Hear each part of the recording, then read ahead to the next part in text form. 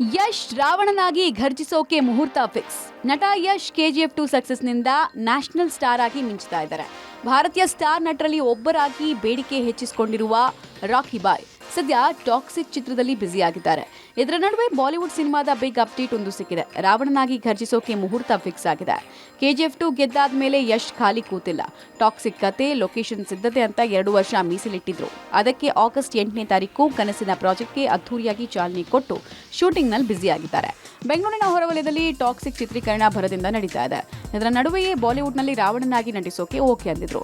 ಆದ್ರೆ ಯಾವಾಗ ಚಿತ್ರತಂಡ ಸೇರ್ಕೊಳ್ತಾರೆ ಎಂಬುದಕ್ಕೆ ಉತ್ತರ ಸಿಕ್ಕಿದೆ. ಆದ್ರೆ ಟಾಕ್ಸಿಕ್ ಚಿತ್ರದ ಕೆಲಸದ ನಡುವೆಯೇ ರಾಮಾಯಣ ಚಿತ್ರತಂಡವನ್ನ ಸೇರ್ಕೊಳ್ತಾ ಇದ್ದಾರೆ. ಇದೇ ವರ್ಷದ ಅಂತ್ಯ ಡಿಸೆಂಬರ್ನಲ್ಲಿ ರಾಕಿ ಬಾಯ್ ರಾವಣನಾಗಿ ಅಖಾಡಕ್ಕೆ ಇಳಿಯಲಿದ್ದಾರೆ.